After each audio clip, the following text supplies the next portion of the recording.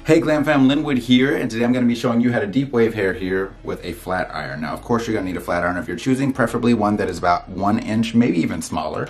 And I'm going to be using a working spray. The working spray I'm using in this instance is going to be Paul Mitchell's Freeze and Shine. And yes, it's a firm hold spray, but you are able to vary the hold, and on top of that, it's not crunchy, which I absolutely love, plus it smells nice. Of course, you want to begin by sectioning off this hair. We're going to just drop neat sections. I will say that's one of the biggest things in making sure your sections are, number one, consistent, and number two, they need to be a pretty thin size. You don't want to get to where it's too thick, because then you're going to end up with a really inconsistent result, and that heat doesn't take like it's supposed to some of everywhere on the hair.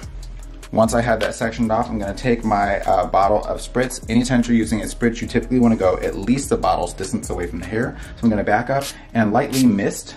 We don't need to get a ton on there. I just want to go ahead and activate with a little bit of hold. So if you're hearing a sizzle when you work, you probably got on too much product. From there, I'm going to take a rat tail comb, and this is going to be really important because the rat tail comb is going to help to prevent you from burning yourself.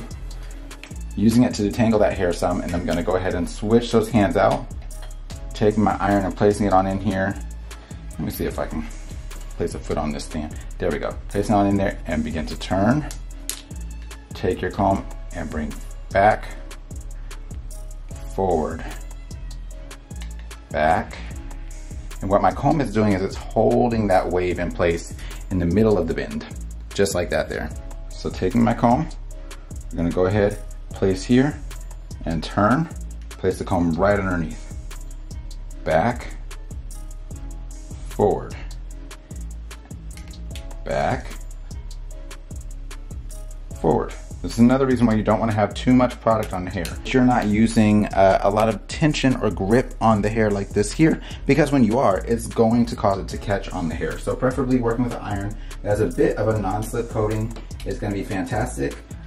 Or just making sure that hair has been prepped really well with a product under that has a bit of slip. Now, as you get up towards the top, you want to keep in mind the more spritz you use, the more hold you're going to have. And it just depends in terms of how long you want it to wear, as well as like if you want more of a beachy look. So if you want it to look more beachy, use less product. If you want it to have a more of a crisp look, like you use a crimping iron, then you're going to want a bit more of a hold to it. But again, you guys can see I'm working with the spritz. You don't have to get crazy with it, and you definitely shouldn't hear that as you work. That's not a good sign. Now I'm gonna go ahead and bricklay a bit, so I'm gonna part out to where it's not directly in the part line, just slightly off center. Going ahead and coming in at the scalp, immediately turn. Place my comb underneath and turn again. And it's literally all I'm doing is just turn, turn, turn. Now, of course, you want to make sure that you're choosing a temperature that is suitable for your fabric of hair. So if your hair is more fine, meaning that it has less diameter to the strands, then you want to go with a lower temperature. If your hair is more coarse, meaning that each individual strand has a wider diameter, so this is not straight versus curly or coily. This is each individual strand being like angel hair pasta or spaghetti. Okay, the finer that hair is, the lower you want your temperature to be. If you don't know the difference between fine and coarse, or where you fall on that spectrum, I'll go ahead and link something in the top right corner for you, or in the description box down below. But we're just gonna go ahead and go back and forth like this here, and then move right on into our next section. So you can see it doesn't take a ton of time, okay? It's fantastic for this. So I don't want you to feel like you gotta spin forever or like you have to use a ton of effort. I always like to end on a downward bump, just so I feel like it looks a bit better. And you can also leave the underneath layer straight and then just do the waves on the top. So I'm gonna go ahead, just to prevent from using up too much of your time, I'm gonna jump forward, I'll do the whole thing, and then show you what it looks like when we're finished. Now the partings you use for this are entirely up to you, but you can see once we get up to the front, I'm doing exactly the same thing. When you're lifting up at the top like this, it's gonna help to create more volume. So if you don't want quite as much lift at the top, just pull down a little bit and then begin your waves back and forth, and that way it leaves you with more of a flat top if you're not really into volume. But you guys can see this can give you some really big hair. We can also do it more tame by leaving the bottom part of the hair straight and just layering that top portion with the waves. It's entirely up to you.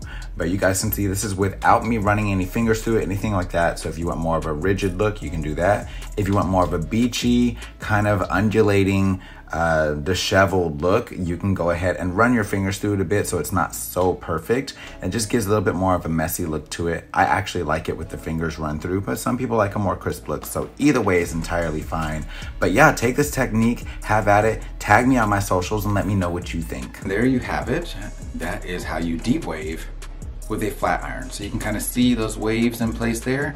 Now, of course, you can make this as big or small as you want. If this is too big for you, leave those underneath layers straight and just put a little bump at the bottom and just do it to like this top layer of hair here. It still looks really nice and it gives a really calm look to it. Now, unfortunately, this mannequin's hair is implanted forward, so it won't stay out of her face, but usually you can kind of get it to kind of come up and stay out on the side like this here. It's entirely up to you. However, if you found something useful from this video and you learned something, please feel free to click the like button, subscribe for more tutorials like this, and don't forget to check out some of the other videos that we have on this channel as well. Until next time, you guys, take care, God bless, and stay glam. You know I love you. Bye.